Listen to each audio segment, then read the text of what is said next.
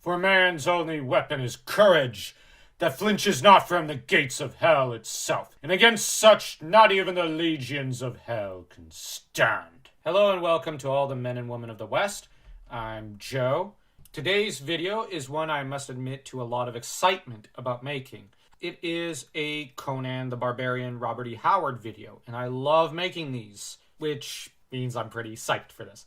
This video is going to be part of a short series about the overall theme and moral of a fantasy universe, starting with Robert E. Howard's Hyborian Age. To me is, yes, I know it's pre-Hyborian Age when it comes to Kull, but the Kull stories and the Conan stories have a lot of themes and ideas in common. The main theme I've noticed, or moral of the story, has to do with courage. The courage to carpe diem, seize the day, to confront your enemies and the demons inside your own soul. This may seem a little obvious or ridiculous to some, but the thing about it is it's far smarter than what a lot of people probably realize today. There is a philosophical commentary about the problem with being passive. The problem with not facing yourself, not going out and making the best of what you are. Taking life by, the French would put it, those of us who are French, prenant ta courage à deux mains. Taking courage in life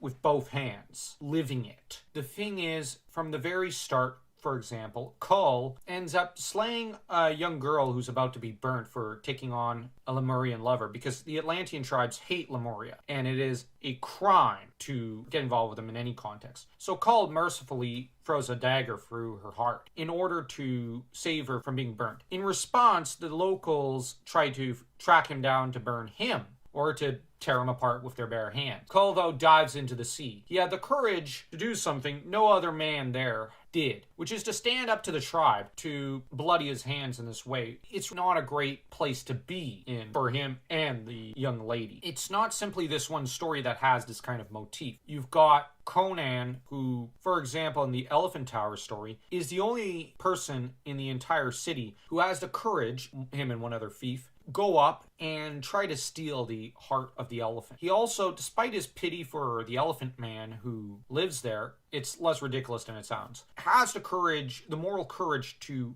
kill this guy when this guy physically can no longer live and his own body is a prison. So Conan does the merciful thing. Conan has the courage to be moral when it'd be far easier just to fall into revelry and whatnot as king of Aquilonia. But instead, he time and time again puts his people before himself. Yes, he's not the best king at the start, but the longer he remains on the throne, the more he realizes that his people, his adoptive people that is, deserve to have good lives. They deserve to live out their lives in peace. Conan takes a declining state and turns it into a wealthy empire, focuses on his sense of duty and obligation towards his people as king, which does take a lot of moral courage. It takes a lot of personal strength to not give in to temptation, to not simply have nothing but orgies and booze. Instead, yeah, he enjoys those things, but he also goes out and sees to the daily administration Aquilonia. And he also doesn't get overly cruel with some of his enemies, preferring to either absorb them and treat them like he does Aquilonia, or leave them in peace, even though they've time and again betrayed him, which is very fascinating because one wouldn't think Conan is very forgiving, but he can be. This tendency towards mercy towards his enemies and chivalry for women, because he hates anyone who mistreats women, and has a very strong sense of ethics in regards to ladies, and would prefer to die himself than to let any harm come to them. Does him a lot of credit, because he's probably the physically strongest guy around. It just wouldn't feel right for him to smack the ladies around. Instead, he tries to be patient and nice with them. Though occasionally he's not always a very nice guy, because he does smack Natala around a little. The way the story presents it, he's not presented in the best light for doing this. While she, in turn, is fairly attracted to him, she doesn't like that he's treating her this way.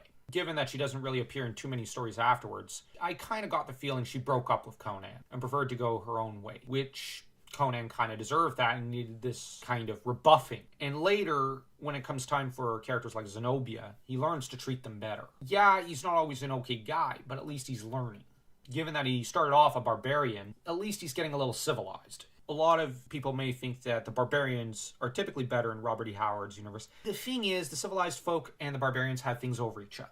Courage is not simply a quality only the barbarians have. As Conan's former military commander in the Yasmina story, where she's being haunted by a demonic sorcerer, has his former commanding officer demonstrate a great deal of valor and also humility towards Conan. He could have been really insulted and peeved about Conan kind of getting what should have been his job. Instead, he bows his head and says, well, the important thing is we win this war and defend our country from demonic hordes, rather than having an ego match with Conan. Honestly, he's a really fun character. I'm not yet finished all the Conan stories, but I hope he comes back. I like him. I also kind of like Yasmina as a character. The thing is, this element of courage, or I should say valor, which is a kind of courage with knowledge and honor mixed in. This sense of valor is really something that I won't say haunts, but permeates the entirety of Robert E. Howard's work, in particular the Conan stories and even the Kull stories. Although Kull a few times does kind of fail as a character, and this is supposed to be the idea behind it. He gets bored, so he decides to crack open the skull of silence, or the Keep of Silence, and that just blows up in his face, and he nearly brings about the end of the world because he was bored. That said, Kull demonstrates courage in the Shadow Empire story when the archenemies of Kull's people come to him and say, you're in danger. Now, he could just have them killed and just say, no, I'm fine. But instead, Kull has the courage to meet up with them and even expose his back, so to speak, to them in order to fight off these other enemies. Essentially, it takes courage to trust people he shouldn't, given his roots. But this is the thing. Every step of the way, valor, courage, on a personal level and on an emotional level. When it comes to trusting certain characters, the main lead out not to is in particular very interesting because, for example, Conan in some of the last stories, Hour of the Dragon and Conqueror, he ends up trusting Zenobia when he doesn't really have any reason to because she's a harem slave of the guy who captured him. And Conan decides to trust her and then even fights for her to free her and reclaim his kingdom and then make her his queen. And this takes a lot of personal courage. But the most courageous thing for someone like Conan, who's a little guarded with people, is to actually have the guts to fall in love with someone like Zenobia, which is rather interesting because every step of the way, the most important value that Howard compliments is that of valor. Is that to have the courage to trust people, to expose yourself to them, to have at your back people who you might not expect to have there, and to seize the day, to seize the throne for its own sake, but then to have the courage to reform your ways and do better for others. So there's a lot of weirdly great morals in the Kull and Conan stories. We might not think that a lot of the value systems and morals are exactly great, and there are times when the heroes are very fallible, which that's part of a good tale, a good yarn. The important value is doing the idea of Immanuel Kant's kingdom of ends, not means. Not using people as a means to an end, but rather the people are the end. Your every action out to be brave, out to be noble, and you out to sacrifice for others. Be brave and seize the day in order to help others and put them above everything else in the world, but at the same time, not destroy yourself in the process. As it seems, ambition is not scorned here. Ambition can be a really good thing at times. The Conan stories, a lot of the less than notable characters, one-note characters and one-shot characters don't have the ambition to try and seize what they want. Or they have fanaticism in marked contrast to valor, as Howard places a lot of emphasis on the dangers of allowing your courage to become fanaticism and zealotry and becoming too prideful, as in the case of the conspirators who try to kill Conan during the Sword of the Phoenix story. This focus on valor, living life to its utmost, is a rather interesting theme. There's an element of, living life to its fullest, but also compromising for your ambitions, having the guts to seize them, being all that you are or laying claim to the best possible life for yourself and for others. There's a lot more philosophy interwoven into the Hyborian Age and the prose of Howard than what his detractors might think. Many fantasy fans never take a glance into Howard's writing, claiming, well, it was at the start of the 20th century, or, well, it's just a big beefy guy. But in reality, there's a lot of thought poured in Kant's philosophy.